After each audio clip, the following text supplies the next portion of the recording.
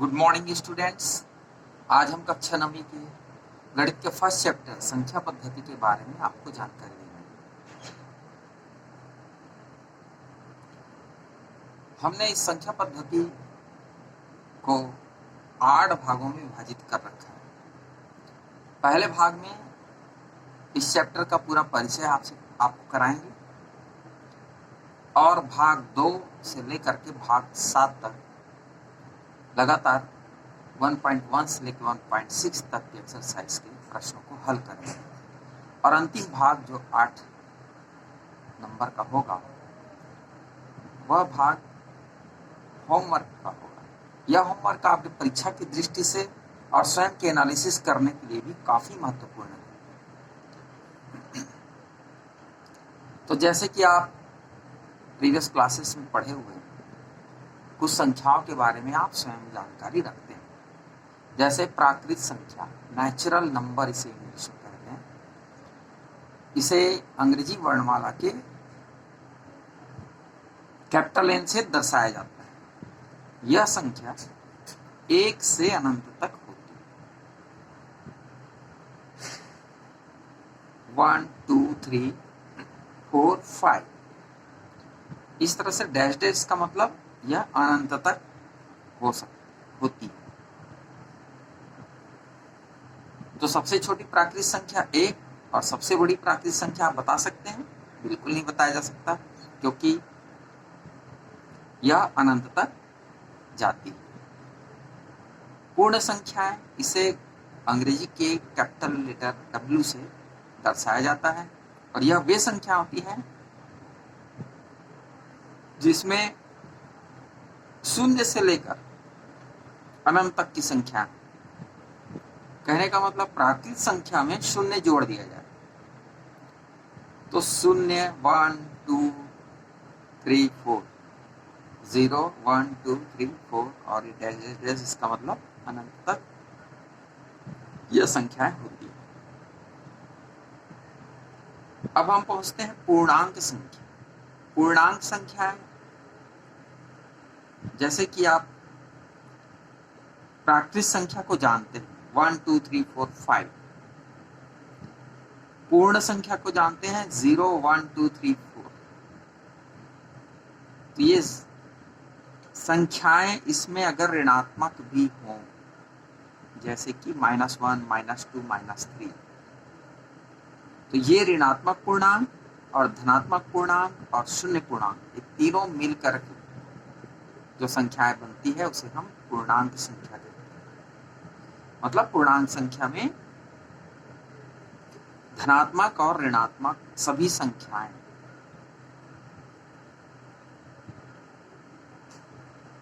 आ जाती हैं और शून्य बीच में होता है। तो ऋणात्मक, धनात्मक और शून्य पूर्णांक के रूप में इसे जाना जाता है। आगे अभाज्य संख्या क्या होती है, इसके बारे में भी आप पहले भी सुन चुके।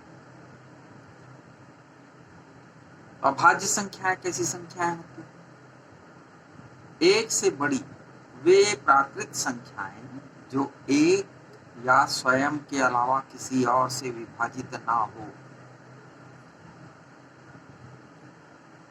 जैसे कि 2 केवल अपने आप से विभाजित होता है, 3 केवल अपने आप से विभाजित होता है, किसी और से विभाजित नहीं होता।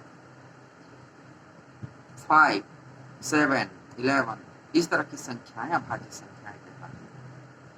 इसी के विपरीत भाज्य संख्याएं, ऐसे 1 से वे सभी बड़ी संख्याएं जो स्वयं के अलावा किसी और से भी विभाजित हो जाए। जैसे कि 4 है, 4 किसी किसी विभाजित होता है, 1 से 2 के पहाड़ा में भी आता है, 4 4 के पहाड़ा में भी आता है। तो इस तरह से विभाजित हो जाता है। विभाजित होने का मतलब शेषफल शून्य आ जाना। तो 4 जो है 1 2 और 4 से विभाजित होता है, तो इसे हम भाज्य संख्याएं कहेंगे।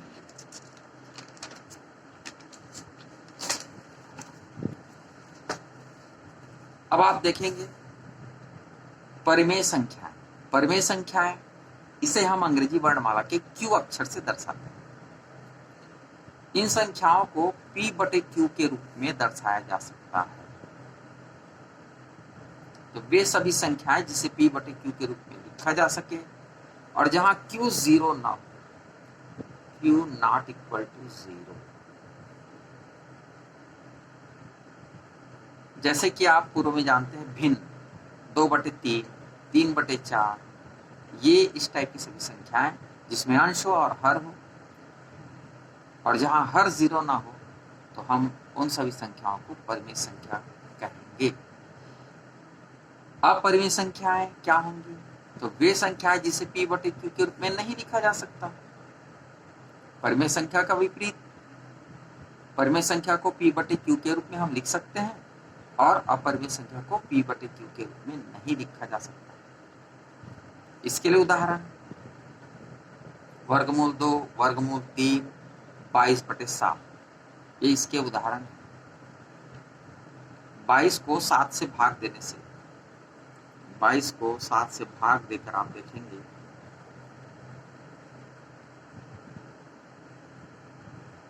तो इसका दशमलव निरूपण जो आएगा वह अनवसानी अनावर्ती रूप में होगा, इसलिए इसे अपरिमेय संख्या कहा जाता है। आगे हम बताएंगे। वास्तविक संख्या, इसे हम कैपिटल R रियल नंबर के रूप में जानते हैं। तो ये कैसी संख्याएं होती हैं? वे सभी संख्याओं का, ये सभी संख्याओं का संग्रह है।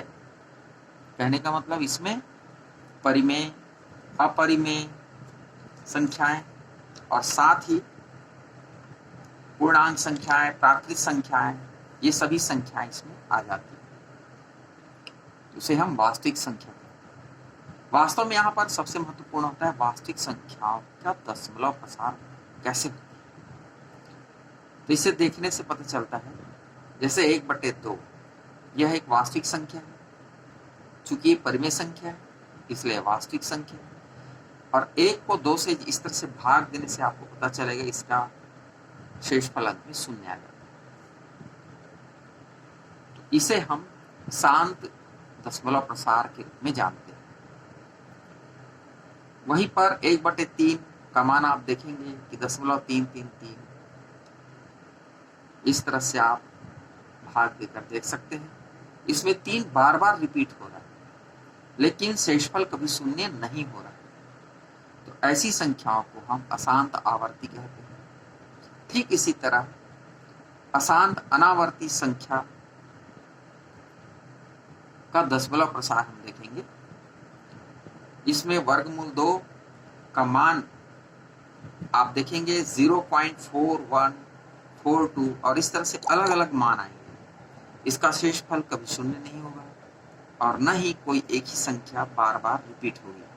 इसे हम अशांत अनावर्ती संख्या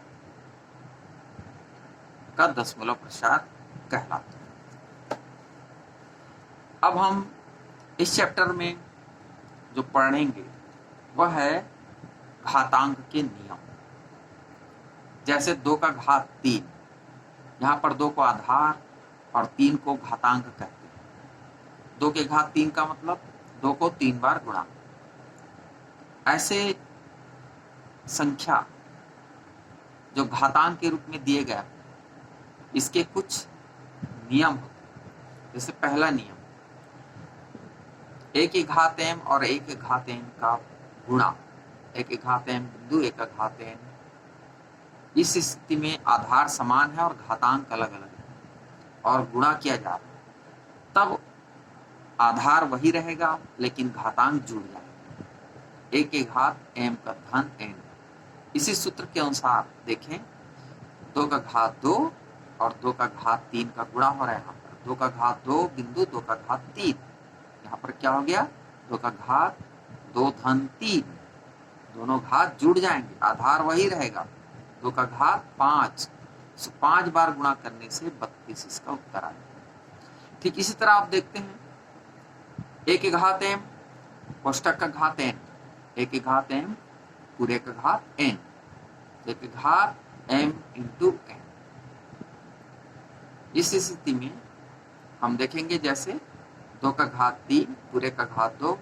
तो आप देख रहे हैं घातांक को गुणा किया कर सकते हैं यहाँ पर सूत्र के अनुसार। तो 2 का घात 3 गुणा 2 यानी 6 हो जाएगा। 2 को 6 बार गुणा करने से 64 इसका। अब घातांक संख्याओं का भाग कैसे दिया जाता है, घातांक के रूप में दिए गए संख्या कैसे भाग किया जाए।